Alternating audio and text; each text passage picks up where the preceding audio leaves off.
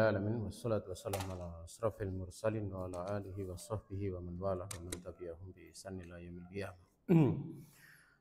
Ikhwanuna fillah rahimani wa rahimakumullah tabaraka wa ta'ala jami'an. Kita awali pertemuan kita dengan kita memuji Allah Subhanahu wa taala. Dikarenakan di pagi ini kita kembali dipertemukan Allah Subhanahu wa taala untuk kita melanjutkan kajian kita, dan kajian kita di pagi ini atau siang ini kita tematik ya. Kita akan bahas tentang masalah sifatul ulu lillahi subhanahu wa ta'ala, yaitu sifat ketinggian bagi Allah Subhanahu wa ta'ala. Dan mudah-mudahan di waktu yang sangat singkat ini kita bisa menyelesaikan, paling tidak adalah meringkas dari pembahasan ini. Karena di dalam kitab ini, yaitu kitab Ma'rijul Qabil, ini salah dari Sulamul Wusul, karya dari Al-Alamah Hafidz Ibni Ahmad atau Hafidz Ibnu Ahmad Al-Hakami rahimahullahu ta'ala. Ini beliau membahas tentang masalah sifatul ulu. Itu ada 50 halaman sendiri. Dan sering pembahasan ulu ini tidak akan, atau sifat ketinggian ini tidak akan keluar dari makna-makna yang tiga yang beliau akan sebutkan di sini di dalam kitab ini. Kita tahu bahwa Allah Subhanahu wa taala mempunyai nama Al-Ali, zat yang lahu sifatul ulu. Miliknya lah sifat-sifat ketinggian ya. Dan jamaah yang dirahmati Allah Subhanahu wa taala, terkadang pembahasan dari sifat ini, terutama kalau untuk orang-orang Jahmiyah, ini sudah keluar dari pembahasan ini. Karena mereka menolak sifat Allah Subhanahu wa taala al-ulu. Karena mereka menolak seluruh nama, seluruh sifat Allah Subhanahu wa taala. Mereka hanya menetapkan nama Allah itu lafdzul jalalah saja.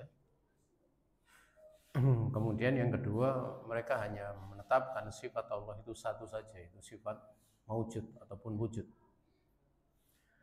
Kemudian kelompok yang kedua, ini kelompok yang dipelopori oleh Wasil bin Atta ya. Dia menetapkan bahwa Allah mempunyai nama-nama. Mereka menetapkan nama-nama bagi Allah Subhanahu wa taala.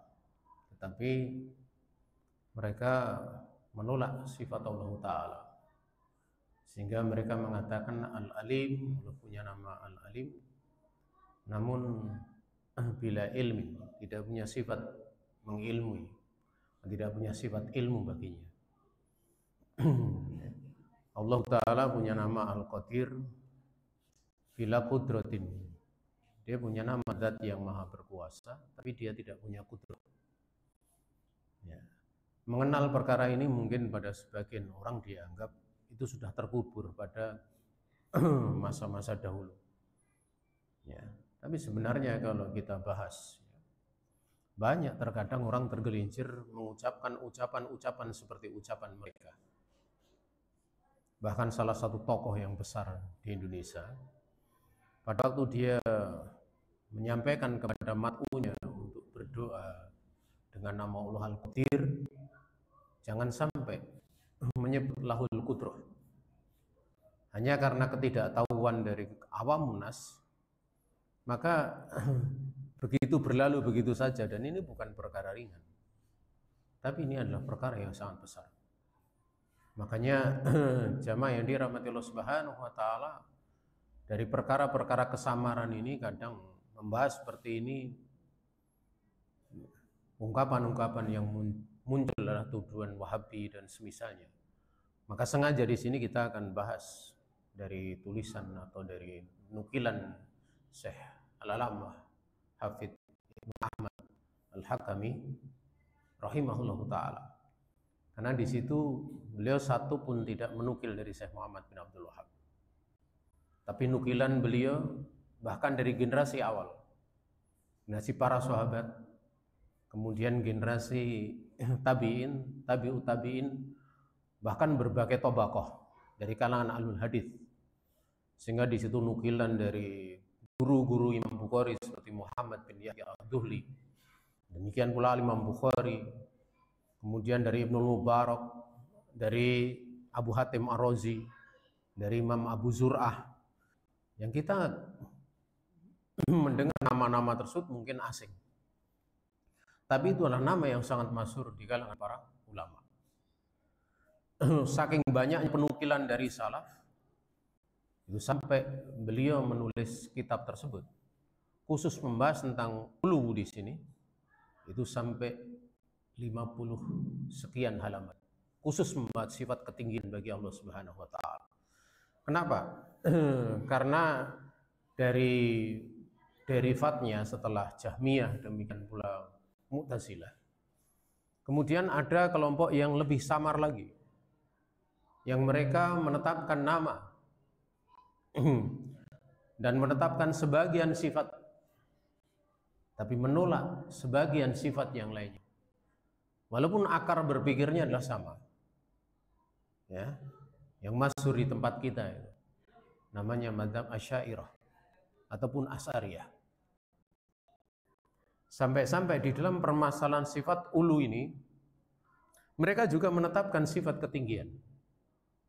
Tapi dari macamnya ulu itu, ketinggian bagi Allah itu, ada ketinggian yang namanya ulul qahr, ketinggian yang sifatnya kekuasaan. Sebagaimana Allah Subhanahu wa taala berfirman, wa huwal qahiru fawqa ibadihi.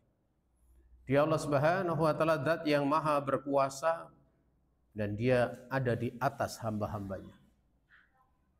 Ini menunjukkan bahwa ketinggian Allah Subhanahu wa taala di dalam sifat ulul qahr ini ditetapkan dan mereka menerima.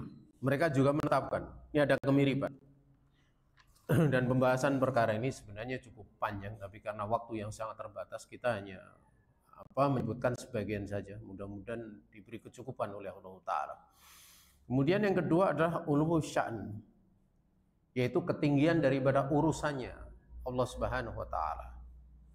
Sering dikatakan sebagai ulul qadr, ya, tinggi daripada kedudukannya, sifat ketinggian kedudukan Allah Subhanahu wa taala. Dan itu banyak ayat-ayat yang menyebutkan tentang perkara seperti itu. Seperti jamaah yang dirahmati Allah Subhanahu wa taala, beliau menyebutkan tentang surat Al-Ikhlas, qul huwallahu ahad, Allahu samad, lam yalid walam yulad walam yakul lahu kufuwan ahad. Ya, karena memang urusannya Allah Subhanahu wa taala itu tinggi, ya. Di mana Allah Subhanahu wa taala dia adalah zat yang maha tunggal. Dia adalah zat yang seluruh makhluk bergantung kepadanya. Dia tidak beranak dan tidak pula kemudian diperanakkan. Dan tidak ada yang sekufu dengan Allah Subhanahu wa taala. Ya. Maka kalau kita melihat dari seluruh nama-nama Allah Subhanahu wa taala, seluruh sifat-sifat Allah Subhanahu wa taala, maka qadarnya Allah Subhanahu wa taala, kedudukannya Allah Subhanahu wa taala itu adalah maha tinggi. Makanya diterangkan walillahil asmaul husna. Dan hanya milik Allah lah nama-nama yang tertinggi. Ada kadang kesamaan lafaz, yang lafaz itu dinisbatkan kepada makhluk atau mustarok, bisa dipakai untuk Allah, bisa dipakai untuk selain Allah. Seperti Al-Alim. Al-Alim itulah nama Allah Subhanahu wa taala. Tapi Allah Subhanahu wa taala juga mensifati makhluk, dia punya sifat mengetahui atau mendengar, demikian pula melihat. Tapi Allah juga mensifati wa ja'alnahu sami'an basira, dan kami jadikan manusia ini dia mendengar lagi melihat. Namun walaupun dikatakan sami pakai wayan fa'il, basir pakai wayan fa'il, namun pendengaran demikian pula penglihatan manusia itu muqayyad, mahdud, terbatasi. Penglihatan Allah Subhanahu wa taala itu tidak ada yang membatasi. Sifat pendengarannya adalah yang paling sempurna, paling puncak, di atas puncak kesempurnaan. Makanya dikatakan walahu masalul a'la. Hanya milik Allah lah sifat-sifat yang tertinggi. Tidak dikatakan masalul kamal. Tidak dikatakan sebagai sifat-sifat sempurna. Karena kesempurnaan itu pun bertingkat-tingkat. Sebagaimana orang dia melihat sifat kesempurnaan. Karena sifat kecelaannya adalah buta. Ya, namun di dalam tingkatan melihat itu bertingkat-tingkat. Makanya Allah Subhanahu wa taala tatkala menyebutkan matsalul a'la. Ya, sifat yang tertinggi di mana sudah tidak ada yang di atasnya lagi, ya, setelah Allah Subhanahu wa taala. Sehingga jamaah yang dirahmati Allah Subhanahu wa taala, itulah sifat ulu al-qadr, ya, yang sifatnya kedudukan. Dan untuk yang kedua ini oleh Asy'ariyah juga tidak diingkari. Mereka menetapkan tentang sifat ini. Jadi mereka menetapkan sifat ketinggian pada Allah Subhanahu wa taala, ya, itu di dua makna tersebut. Walaupun nanti dari penetapan antara 7 sifat, 11 sifat, 13 sifat, atau 20 sekian sifat Allah, hari ini 50 sifat, itu kemudian itu dimasukkan di dalam keumuman sifat-sifat yang ada di situ. Entah pakai satu sifat yang disebutkan di situ atau pakai sifat yang lainnya. Sehingga mereka mengatakan kami nggak menolak. Ya, kami nggak menolak. Ya. Karena yang kita tahu tidak ada penyebutan kalau di sifat 7 itu sifat ulu. Tetapi sifat-sifat yang disebutkan di dalam dalil yang lainnya mereka masukkan di antara 7 tadi. Dan ini pembagian yang sangat aneh. Ya, karena pembagian seperti ini tidak pernah datang dari Allah Subhanahu wa taala, dari Rasulnya, ya. Namun dikarenakan jamaah yang dirahmati Allah taala nyatanya dalil dalam perkara itu, kemudian mereka mengatakan demikian. Mereka mengatakan demikian. Tapi ada satu yang mereka tidak bisa mengelak dari sifatul uluin, yaitu uluwudat, ketinggian zatnya Allah Subhanahu wa taala. Yang mana kebanyakan mereka kalau misalnya muta'asyarah, maka mereka ini akan terpengaruh dengan faham sufiyah. Yang faham sufiyah mengatakan bahwa Allah Subhanahu wa taala fi kulli makan. Mereka menolak bahwa Allah Subhanahu wa taala ba'inun an khalqihi. Dia terpisah dari makhluknya, mereka tolak. Maka pembahasan inilah yang menjadi titik paling penting di pertemuan kita kali ini. Ya, dikarenakan ini letak rot di dalam perkara ini. Ya. Adapun yang lainnya kita tahu, 2 tadi ditetapkan oleh mereka. Maka jamaah yang dirahmati Allah Subhanahu wa taala diterangkan oleh beliau rahimahullah taala lahul ulu wal fauqiyah. Milik Allah Subhanahu wa taala sifat ketinggian dan fauqiyah, di atas. Dikatakan langsung jamaah yang dirahmati Allah Subhanahu wa taala demikian. Ya. Sehingga jamaah yang dirahmati Allah Subhanahu wa taala di sini kemudian beliau menyebutkan dalil-dalil yang sangat banyak. Seperti dalil sabbihisma rabbikal a'la, sucikanlah nama Rabbmu zat yang maha tinggi. Demikian pula di dalam surat atau dalam ayat kursi, wasi'a kursiyyuhus samawati wal ardh wala ya'uduhu hifdzuhuma wa huwal aliyyul azim. Pada lafaz wa huwal aliyyul azim, dia Allah taala zat yang maha tinggi lagi maha agung. Juga Allah Subhanahu wa taala menyebutkan innallaha kana aliyan kabira. Sungguhnya Allah tabaraka wa taala zat yang dia keberadaannya maha tinggi lagi maha besar. Makanya jamaah yang dirahmati Allah Subhanahu wa taala sebagaimana tadi telah disebutkan di depan, wa huwal qahiru fawqa ibadih. Ini juga tentang fauqiyahnya Allah Subhanahu wa taala. Bahwa Allah Subhanahu wa taala itu ada di atas. Ya, nanti akan kita lihat perkataan-perkataan, akan kita lihat dari sabda Nabi, kita lihat dari perkataan tabi'in, tabi'ut tabi'in, demikian pula tabaqah-tabaqah yang lain dari 4 imam. Mudah-mudahan waktu tersebut mencukupi. Demikian pula dari a'imah seperti Imam Bukhari dan yang lainnya dari kalangan para ulama. Kemudian jamaah yang dirahmati Allah Subhanahu wa taala, ya, yang sering kemudian menjadi titik pembahasan, apa yang mereka tolak adalah ayat Allah Subhanahu wa taala, Ar-Rahmanu 'alal arsy istawa. Ar-Rahman yaitu Allah Subhanahu wa taala, dia di atas ars, dia istawa. Ya. Dan kita tahu jamaah yang dirahmati Allah Subhanahu wa taala, mereka mentakwil dengan istilah bahwa istawa itu istaula. Dan nanti di belakang kita akan nukil bagaimana bantahan dari Ibnul Arabi dalam masalah ini. Ibnul Arabi ini adalah seorang ulama yang dia murid daripada Al-Ghazali rahimahullahu taala. Di awal-awal beliau sebelum terpengaruh dengan sufi, ya. Ini Al-Imam Ibnul Arabi itu beliau murid dari Al-Imam Ghazali. Namun setelah kemudian terpengaruh, maka beliau tidak mengikuti jalan gurunya. Dan beliaulah orang yang menyatakan bahwa Al-Imam Ghazali menjelang akhir hayatnya beliau bertobat kepada Allah Subhanahu wa taala dengan mendekap Sahih Bukhari, demikian pula Sahih Muslim. Ya. Sehingga perkataan dari Ibnul Arabi inilah yang kemudian dinukil oleh Syekhul Islam untuk menjelaskan. Dan tentu seorang murid yang terbesar itu adalah orang yang paling mengetahui ahwal gurunya. Jika kalau ada orang-orang lain yang kemudian menisbatkan dari si mana, ya, karena dia sebagai seorang murid yang sangat luar biasa keilmuannya. Ingat ya, Ibnul Arabi, bukan Ibnu Arabi. Karena kalau Ibnu Arabi dia adalah seorang sufi, ya, seorang sufi yang kesesatannya nggak usah ditanya.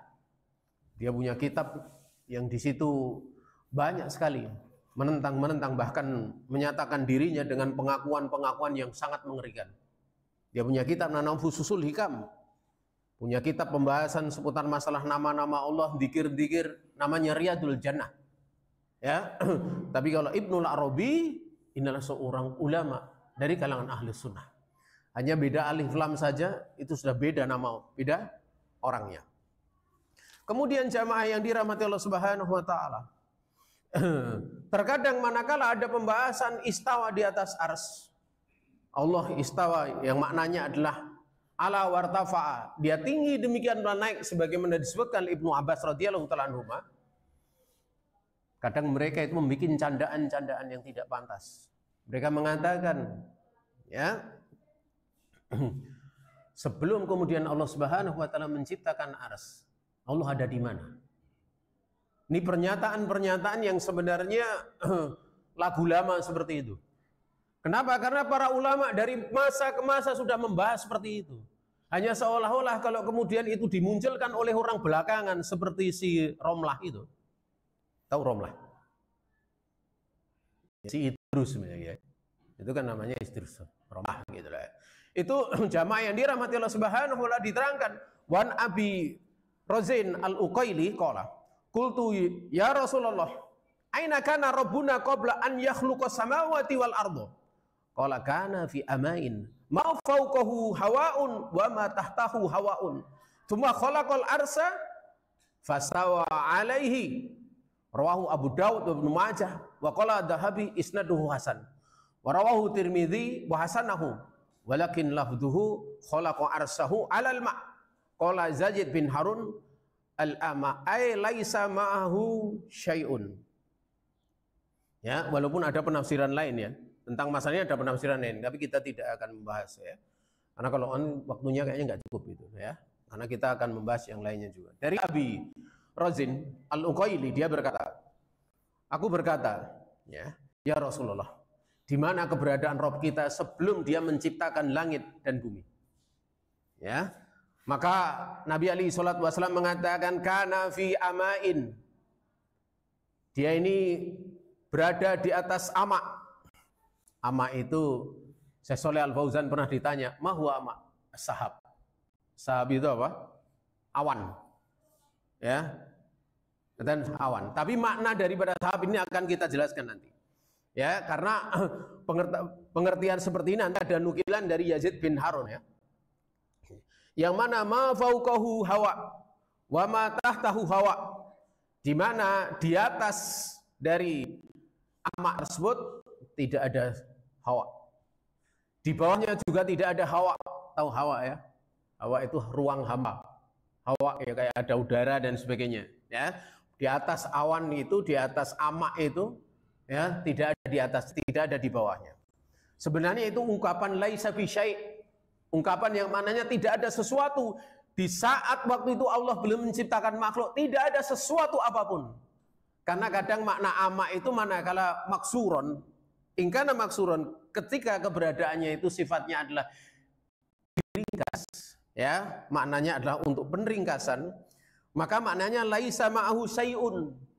Artinya tidak ada sesuatu apapun saat itu di samping Allah Subhanahu wa taala. Tapi untuk membahasakan bahasanya seperti itu saja. Makanya jamaah yang dirahmati Allah Subhanahu wa taala, kemudian tsumma khalaqal arsy, kemudian Allah menciptakan ars, kemudian dia istawa di atas ars tersebut. Ya, ini diriwayatkan oleh Imam Abu Daud, Ibnu Majah, dan berkata Al-Imam Dahabi isnadnya hasan. Juga yang meriwayatkan Al-Imam Tirmidzi, beliau menghasankannya, namun lafaz beliau khalaqa arsahu, Allah menciptakan arsnya, yang arsnya itu alal ma, dia di atas air. Ya, di atas air. Kemudian jamaah yang dirahmati Allah Subhanahu wa taala, ya, Yazid bin Harun beliau mengatakan al-ama ay laisa ma'ahu sayun, artinya al-ama tersebut bahwa tidak ada sesuatu apapun di samping Allah Subhanahu wa taala. Karena yang mewujud dia adalah hanya Allah Subhanahu wa taala. Sebenarnya masih ada beberapa perkataan yang lain seperti perkataan dari Syekhul Islam Ibnu Taimiyah dan yang lainnya, tapi waktu kita terbatas sehingga kita cukupkan sampai di situ saja. Kemudian jamaah yang dirahmati Allah Subhanahu wa taala, itu jelas, ya, yang pertama. Kemudian yang kedua, di dalam Sahih Al-Bukhari dari Anas bin Malik radhiyallahu taala anhu qala, kanat Zainabu taftakhiru ala azwajin Nabi alaihi salatu wasallam wa taqul zawajakunna ahalikunna wajabajani Allahu min fauqi sab'i samawatin. Ya, ini adalah perkataan dari salah satu istri Nabi alaihi salatu wasallam, Zainab. Yang mana Zainab itu dinikahi oleh Nabi alaihi salatu wasallam tidak melalui wali. Ya, tidak melalui wali. Ada orang-orang yang menikah tanpa wali itu beberapa sebab. Salah satunya kaitannya dengan tasrik seperti ini. Karena ini adalah untuk apa? Istilahnya apa? Untuk mematahkan adanya anggapan bahwa seorang ayah angkat tidak boleh menikahi jandanya anak angkat. Kenapa? Karena Zainab ini adalah bekas istri dari Zaid bin Harisah. Dan dinikahi Nabi, pada Nabi itu adalah ayah angkat dari Zaid bin Harisah. Sehingga Allah Subhanahu wa taala sendiri yang menikahkannya. Yang kedua, tatkala Nabi kedatangan seorang wanita yang menawarkan kepada dirinya untuk dinikahi, tapi Nabi alaihi salatu wasallam tidak mau. Maka jamaah yang dirahmati Allah Subhanahu wa taala, kemudian berdiri seorang laki-laki minta kepada Nabi untuk dinikahkan. Dan Nabi tidak memerintahkan untuk didatangkan wali dari wanita tersebut. Kemudian Nabi menikahkan wanita tersebut, menikahkan laki-laki tersebut dengan wanita. Ini menunjukkan terkadang pemerintah ataupun penguasa itu boleh merampas perwalian. Makanya pernikahan seperti itu hukumnya sah. Ya, hukumnya sah. Tapi kalau kiai, ustadz ngerampas perwalian, ya, sebagaimana banyak di Jawa Barat itu, ya, seperti itu, maka yang seperti itu tidak diperbolehkan. Ya, tidak diperbolehkan. Wallahu ta'alam, karena kalau mereka punya anggapan kadang demikian ya. Karena Nabi waktu itu dianggap sebagai seorang ulama, bukan sebagai seorang penguasa. Nah, seorang penguasa dia punya wilayah yang berbeda dengan seorang ulama. Ingat, seorang penguasa punya wilayah berbeda. Makanya tindakan Nabi itu kadang dia sebagai penguasa, kadang sebagai mufti, kadang sebagai mu'alim, kadang sebagai pribadi di beliau sebagai seorang ayah kepada putrinya. Nah, ini butuh penjelasan dari kalangan para ulama sehingga seorang dia tidak sembarangan. Makanya seperti yang Nabi alaihi salatu wasallam lakukan pada perjanjian Hudaibiyah, itu bukan sebagai seorang mu'alim, bukan sebagai seorang ulama, tapi sebagai seorang penguasa. Ya. Sehingga waktu keputusannya hijrah dihentikan, artinya dari Mekah Madinah tidak boleh ada orang hijrah. Karena perjanjian Hudaibiyah. Apakah Nabi menentang hijrah? La. Siapa yang berani mengatakan seperti itu? Karena ini wilayah penguasa. Makanya kadang penguasa itu punya hal-hal yang seorang tidak boleh sembarangan memberikan kritikan. Andaikan mau memperbaiki perkara-perkara yang berkaitan dengan mereka, ini adalah dikatakan oleh Syekh Shalih Al Fauzan, kadang muncul perkara-perkara yang baru, yang tahsulu al-hawadisu, terjadi berbagai macam perkara-perkara yang sifatnya baru, atau kita katakan nawazil atau nazilah. Perkara dikatakan nawazil atau nazilah itu manakala la sabaqahu ya nasun wa istihadun. Tidak ada nas yang soreh yang jelas. Demikian pula istihad yang mendahuluinya. Artinya perkara itu baru. Zaman dulu ada haji furoda enggak? Ada enggak? Enggak ada. Haji furoda muncul belakangan. Kan gitu kan?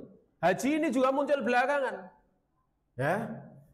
Kemudian dana talangan haji munculnya kan belakangan kan. Ini pembahasan yang butuh kehati-hatian. Tidak sembarangan orang boleh berbicara.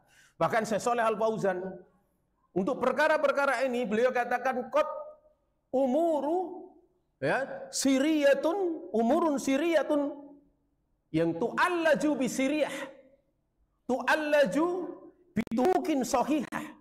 Beliau katakan di dalam sebagian fatwanya, terkadang itu ada perkara-perkara yang perkara itu siriyah tersembunyi, yang mana mengobatinya juga dengan cara tersembunyi, juga dengan jalan-jalan yang sahihah. Sehingga beliau mengatakan tidak boleh berbicara seperti ini kecuali ahlul ilm. Tidak cuma ahlul ilm, bahkan beliau katakan ahlul ra'i min wulatil umur. Termasuk pula yang berbicara adalah dari kalangan orang-orang yang punya pikiran pendapat bagus dari kalangan pemerintah. Maksudnya siapa? Para pakar. Bahkan beliau katakan wa ahlu siyasah. Termasuk pula ahli-ahli perpolitikan. Termasuk pula beliau katakan di bagian terakhir itu beliau katakan ahlul kalimah. Orang yang dia punya keahlian menyampaikan kata-kata tidak menimbulkan kegaduhan. Kalian tahu ya, pada waktu utusan khusus presiden yang dia tukang mulang ngaji namanya Gus Miftah, tahu ya, dia kalau ngisi pengajian ngawurnya luar biasa. Begitu dia jadi utusan ngomong kayak gitu lagi, gaduh enggak tanya? Gaduh, karena dia kaitannya dengan apa? Representasi seluruh dari rakyat. Makanya kalau orang bicara ngawur, bicara begini gitu, kalau dia nggak punya kedudukan di dalam kepemerintahan, aman-aman saja. Coba dalam pemerintahan.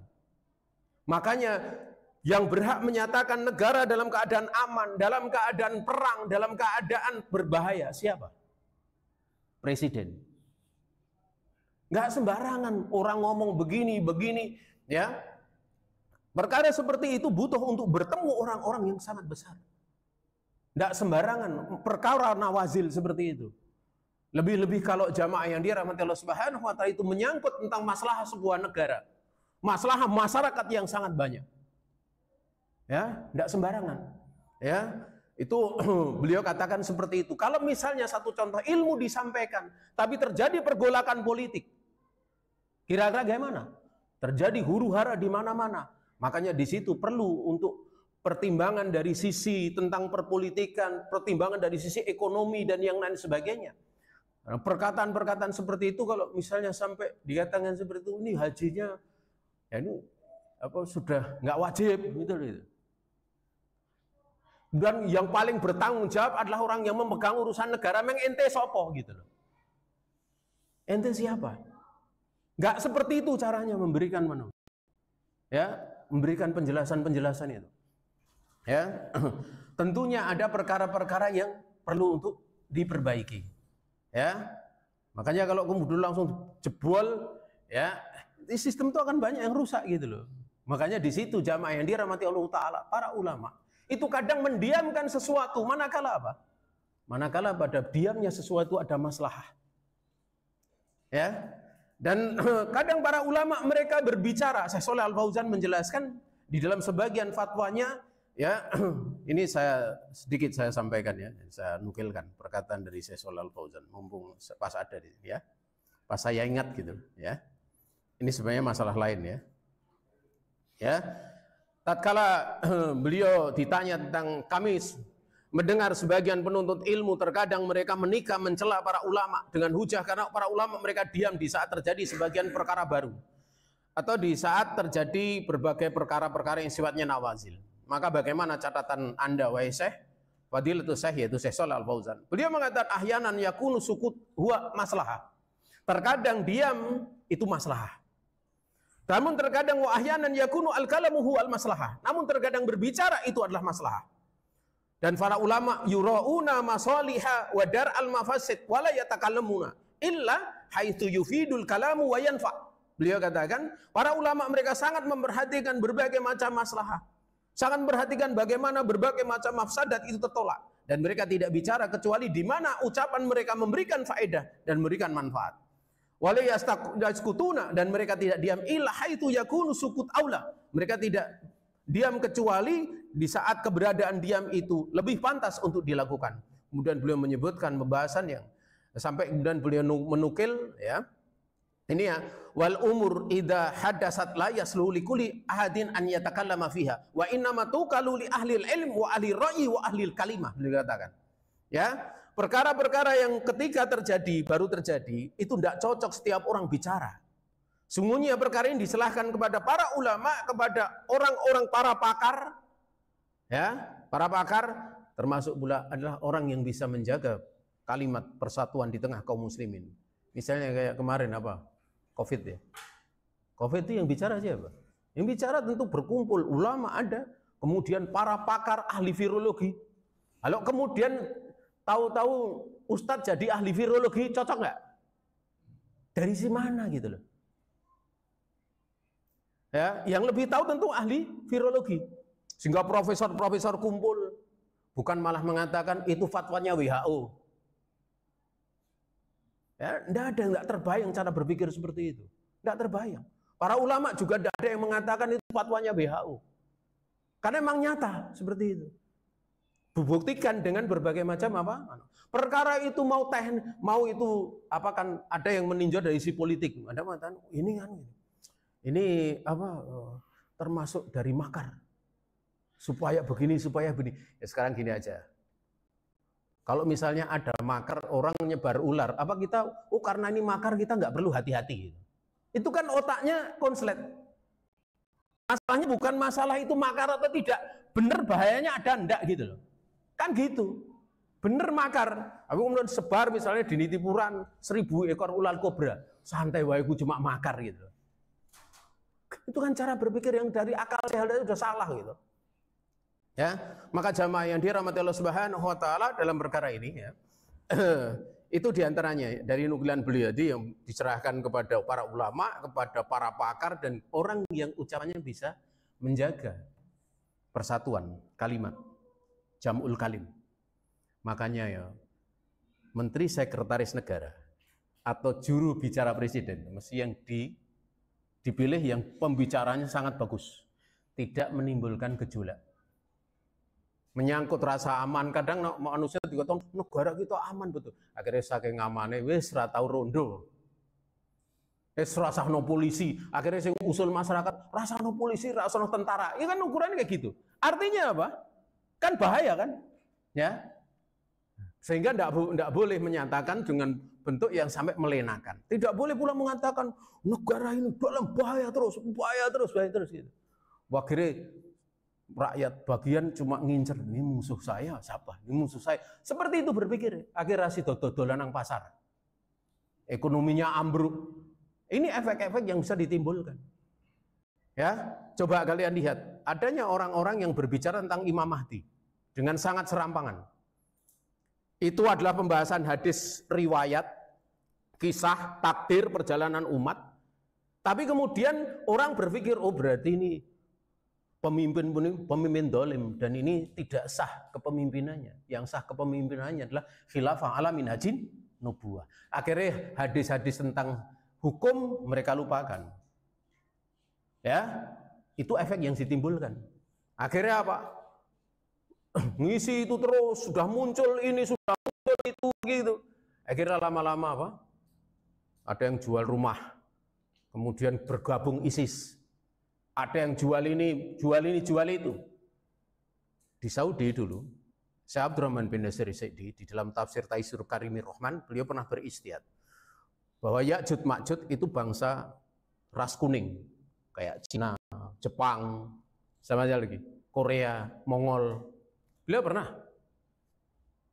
dari perkara itu sampai beliau dipanggil oleh raja, diajak diskusi untuk men-take down di dalam tafsir beliau, karena urusannya nggak main-main seperti urusan antar negara gitu. Akhirnya apa? Jawaban Syekh Abdurrahman bin Nasir beliau memberikan jawaban bahwa itu hanya istihadku. Kalau anda orang-orang mulia meminta saya untuk menghapus, saya akan hapus. Dia hapus, akhirnya sampai sekarang tidak ada. Karena ini bukan permasalahan sederhana. Bagaimana manusia kalau kemudian ketemu, oh itu Ya'juj Ma'juj, ketemu nang dalan pateni wae gitu.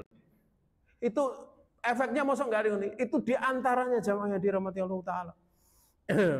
Makanya pembahasan setelah orang itu belajar semua cabang ilmu, sudah selesai tuntas, itu baru berbicara tentang pemerintahan ya. Perpolitikan itu, pemerintahan itu di atas itu. Ya. Wallahu ta'alam. Karena ada ranah-ranah yang sangat jauh berbeda dibandingkan apa yang dipelajari sebelumnya, ada yang lebih dikhususkan dalam perkara ini. Kemudian jamaah yang dirahmati Allah Subhanahu wa taala, ada seorang laki-laki itu di dalam riwayat Sunan Abi Daud dari hadis Jabir bin Mut'in atau Jubair bin Mut'in, saya keliru ya, Jubair bin Mut'in. Ada seorang Arabi, dia berkata kepada Nabi bahasanya jiwa-jiwa ini sudah merasa capek. Ya, jahidatil anfus wa do'at al iyalu, keluarga sudah cerai-berai ya, sudah terbengkelai, enggak terurus, harta-harta sudah rusak, ternak sudah binasa. Fastaskillaha lana fa inna nastasfi'u bika 'alallahi nastasfi'u billahi 'alaika. Ya.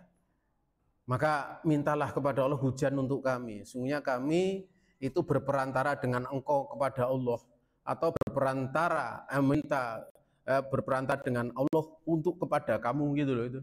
Itu Nabi alaihi salatu wasallam sampai mengatakan waihaka atadri matakul. Celaka kamu, tahu kamu apa yang kamu ucapkan. Ya. Kemudian Rasul alaihi salatu wasallam waktu itu wasabbaha Rasulullah alaihi salatu wasallam famazala yusabbihu hatta urifa dzalika fi wujuhi ashabihi. Rasul alaihi salatu wasallam bertasbih, terus-menerus bertasbih sampai terlihat yang demikian itu kemarahan nampak di hadapan para sahabatnya. Sahabat melihat bahwa Nabi itu marah, sehingga para sahabat ketakutan karena pertanyaan dari lelaki ini. Summa qala waihaka innahu la yustasfa billahi ala ahadin min khalqihi. Tidak boleh dimintai syafaat dengan Allah kepada seorang pun dari makhluknya. Tidak boleh. Tidak boleh. Ya. Kenapa? Sa'nullahi a'dhamu min dzalik. Urusan Allah itu lebih agung daripada itu. Jangan sembarangan kamu ngomong gitu loh ya. Waihaka atadri Allah. Ya. Tahukah kamu siapa Allah Subhanahu wa taala? Ya, inna arsahu ala samawatihi lahakadha. Beliau katakan pakai tangan seperti ini, pakai jari-jari teman-teman tangan. Sungguhnya arsnya Allah Subhanahu wa taala itu di atas 7 langitnya. Seperti ini. Beliau dengan jemari-jemarinya itu mislal kubah, seperti jajikan kubah masjid itu. Kemudian ini langit. Seperti ini arasnya Allah Ta'ala. Allah di atas ini. Mau ditakwil kemana lagi? Seperti takwilannya Idrus Romlah yang mengatakan kalau Allah di atas aras itu namanya alamat palsu. Kan kokoyan seneng lagu dangdut ya. Ya, itu ucapan nggak pantas itu. Ya, ucapan yang nggak pantas. Kemudian jamaah yang dirahmati Allah Subhanahu wa taala. Ya. Masih ada beberapa yang yang lainnya yang kita ingin nukilkan walaupun waktunya sudah, saya ini mengisi di Kalasan. Mudah-mudahan nanti kebut-kebutan bisa lah ya. Ya. Wallahu taala. Kita langsung meloncat saja ya pada tobakoh. Ya, tobakoh yang paling nyaman itu tobakohnya ini sebenarnya Imam mana? Saya cari ada tobakohnya Syafi'i saja. Ya, itu tobakoh Syafi'i wa Ahmad radhiyallahu taala anhuma. Rawa al-Hafidz al-Maqdisi an Muhammad bin Idris Asy-Syafi'i rahimahullahu taala. Beliau katakan al-qaulu fi sunnah allati ana 'alaiha wa ra'aitu 'alaiha alladzina ra'aituhum misla Sufyan wa Malik wa ghairihima iqrarun bi syahadati alla ilaha illallah wa anna Muhammadan Rasulullah wa anna Allah taala ala arsihi fi samaihi yaqrubu min khalqihi kaifa syaa wa yanzilu ila samai dunya kaifa syaa. Summa dzakara sa'iral i'tiqad, ya. Di sini diriwayatkan oleh Al-Hafidz Al-Maqdisi dari Muhammad bin Idris Asy-Syafi'i, Imam Syafi'i. Beliau mengatakan pendapat yang berlaku di tengah dia yang sesuai dengan sunnah yang saya berada di atasnya. Dan kemudian aku melihat berada di atas perkara tersebut, ya, orang-orang yang aku lihat dari kalangan mereka seperti Sufyan, ya, Sufyan itu ada Sufyan Uyainah, Sufyan Ats-Tsauri, tapi oleh Imam Syafi'i ini Sufyan Ats-Tsauri, ya. Kenapa? Karena Sufyan Ats-Tsauri itu teman ngajinya siapa? Teman ngajinya Harun Ar-Rasyid. Ya, sama-sama satu level dari Imam Syafi'i waktu belajar dengan Imam Malik, ya. Wallahu ta'ala. Sufyan Ats-Tsauri, kemudian Malik dan yang selain dari keduanya. Apa itu? Ya, yaitu menyatakan terhadap persaksian bahwasanya tidak ada ilah yang disembah dengan hak kecuali Allah. Bahwasanya Nabi Muhammad adalah utusan Allah. Dan bahwasanya Allah Ta'ala dia di atas arsy-Nya. Yang arsy-Nya itu ada di atas langit-langitnya. Allah mendekat kepada makhluknya kaifa syaa, sebagaimana yang Allah kehendaki, dan Allah turun ke langit dunia sebagaimana Allah menghendakinya. Dan belum menyebutkan itu. Itu artinya apa? Imam Syafi'i juga menetapkan seperti itu. Sifat-sifat seperti itu. Dan masih ada yang lainnya. Kita nukilkan yang pendek-pendek.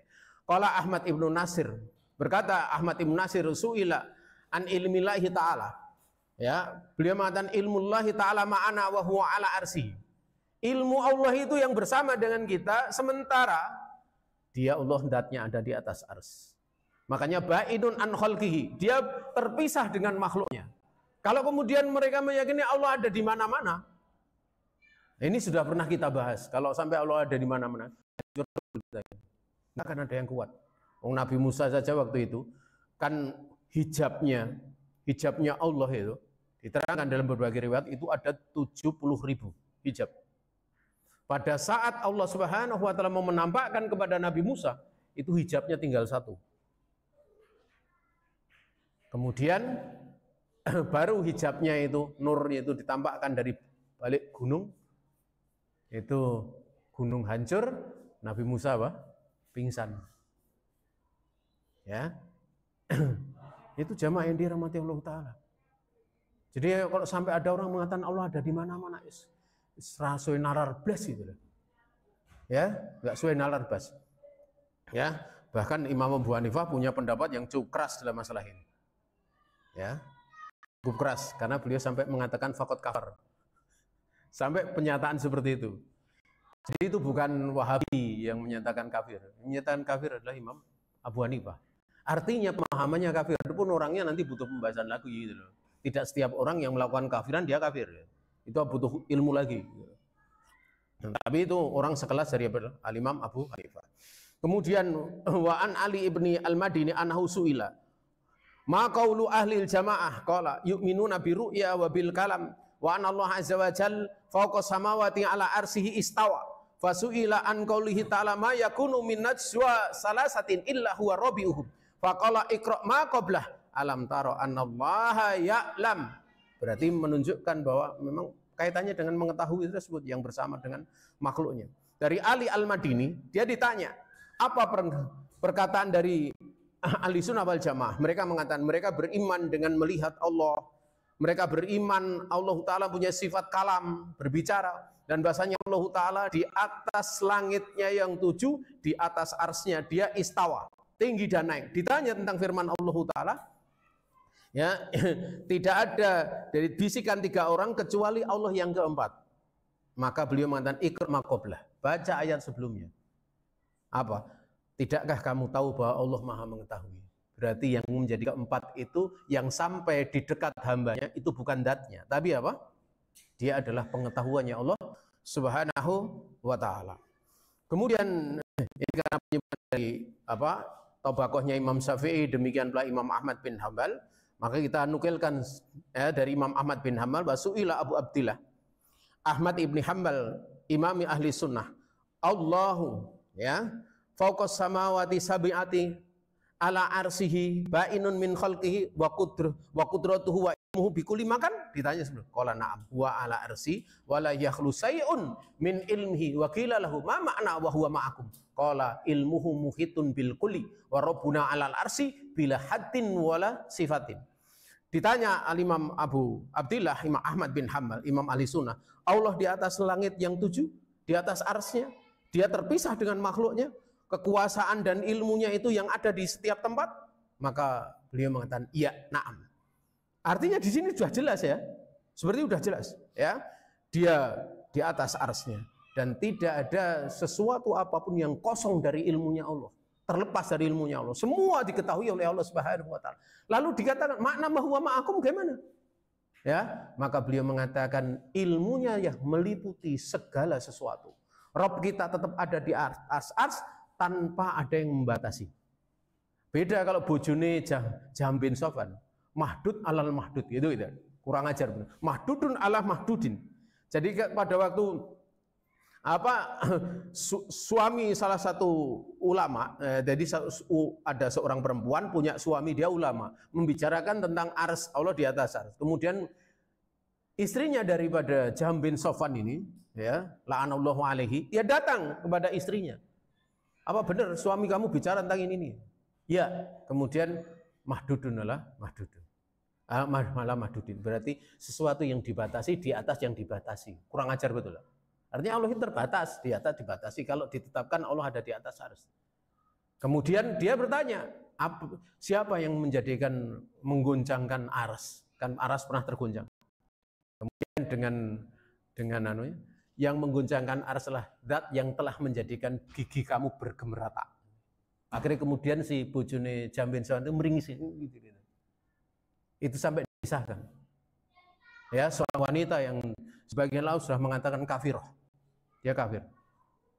Ya, itu kadang dia mirip dengan suaminya, cocok gitu loh. Ya, 11-12 istilahnya. Kemudian jamaah yang dirahmati Allah Subhanahu wa taala, ada satu perkataan yang lain kita selesaikan sampai jam 10 lah. Wan Ishaq ibnu Rahawai, ini seorang ulama sekelas daripada Imam Syafi'i. Ya, Ishaq bin Rahawai ini. Dakhaltu ala Ibni Thahir. Saya masuk menemui Ibnu Thahir. Faqala, maka dia berkata, "Mahadil ahadisu yarmuna anallaha ta'ala yang zilu ila sama'i dunya." Apa ini hadis-hadis yang mereka meriwayatkan Allah itu tinggalkan, Allah ini turun ke langit dunia? Ini dia bertanya Ibnu Thahir kepada siapa? Ishaq bin Rahawai. Kemudian aku katakan, "Na'am. Rawahu athiqat alladziina yarmuna al-ahkam." Ya, yang meriwayatkan orang-orang terpercaya, yang mereka meriwayatkan tentang hadis-hadis masalah hukum yang pasti bukan yang mutasabih gitu. Faqala, kemudian Ibnu Thahir bertanya lagi, yang zilu wa yadau arsahu, ya, apakah berarti Allah turun ke langit kemudian meninggalkan arsnya? Ya, kurang ajar betul.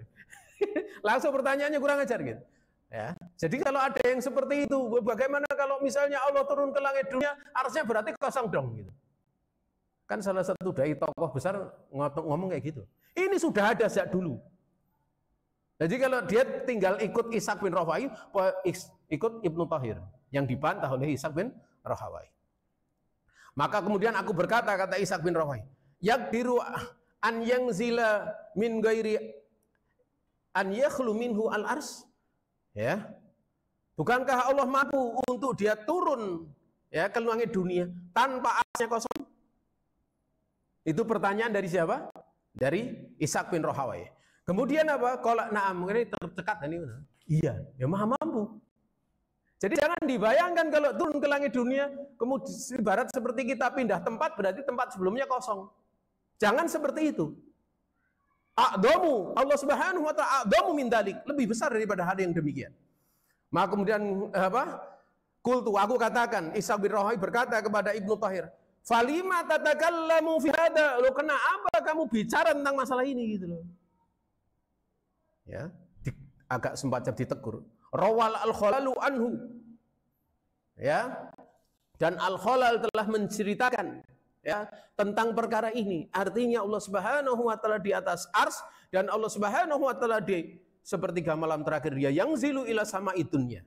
Ya, itu sudah dibicarakan oleh Al-Khalal.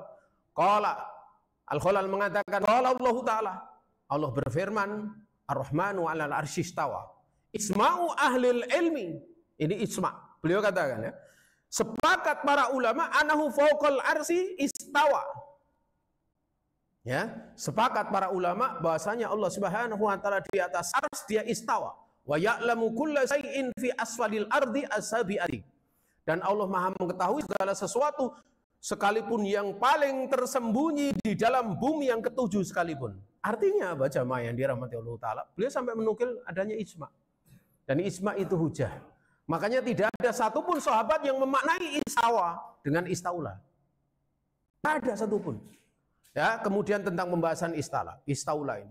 Qala rajulun libnil Arabi, berkata seorang laki-laki kepada Ibnul Arabi, ya Aba Abdillah, ma makna qaulihi Ar-Rahman 'alal arsy istawa?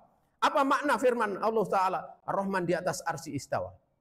Maka beliau mengatakan Ibnul Arabi, huwa 'ala arsyhi kama akhbar. Dia di atas arsnya sebagaimana Allah kabarkan. Faqala rajul laisa kadak. Ini ada laki yang sok pinter ya. Enggak seperti itu, enggak bener. Inama maknahu istaula. Maknanya itu istaula. Jadi sing makna istaula ket biyen wis ono gitu. Sejak dulu juga ada. Ya, jadi kalau sampai ke sekarang itu ada yang munculkan namanya daur ulang. Ya, namanya daur ulang. Faqala uskut mayudrika mahada. Ya, kemudian Ibnul Arabi mengatakan, ya, diamlah kamu. Apa yang memberitahu kamu? Mahadas. Ya, apa ini? Istawa kemudian diartikan istaula. Siapa yang beritahu kamu? Ya. Kemudian al-Arab la taqul li rajul istaula ala syai' hatta yakuna lahu fihi mudad.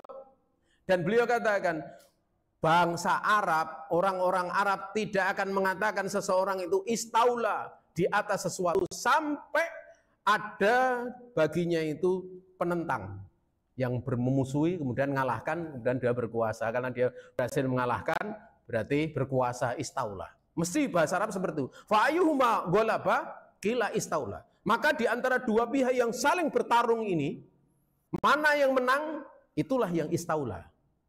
Sementara wallahu ta'ala la mudadalahu. Sementara Allah itu tidak. Siapa yang menentang katanya?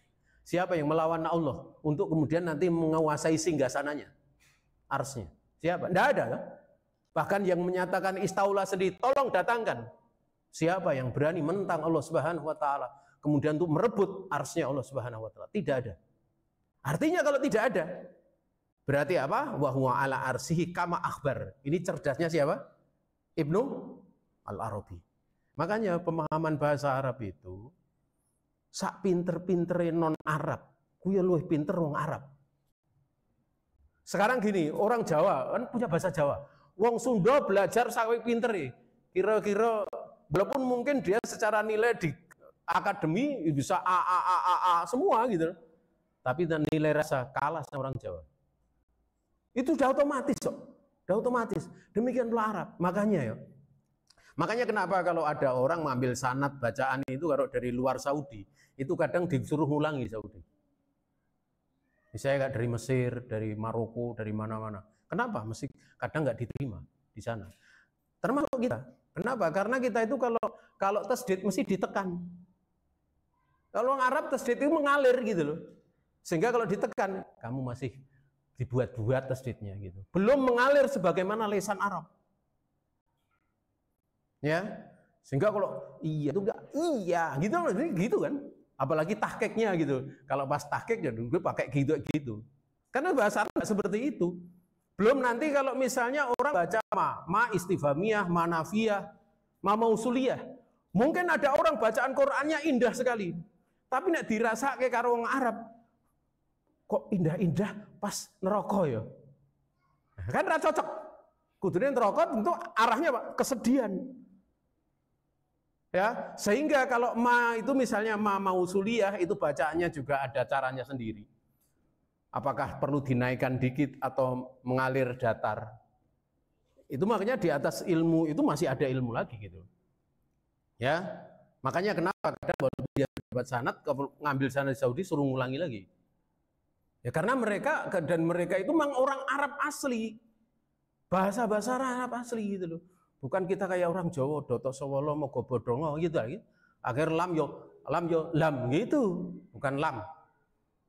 Orang Indonesia itu saja kalau misalnya huruf lam itu rata-rata mesti ada kritikan. Kalau dilanjutkan, kalau di tingkatan masih pemula, ahsanta, oh ahsanti, ahsantum, kayak gitu. Tapi coba nanti dilanjutkan, kamu masih salah lamnya gitu.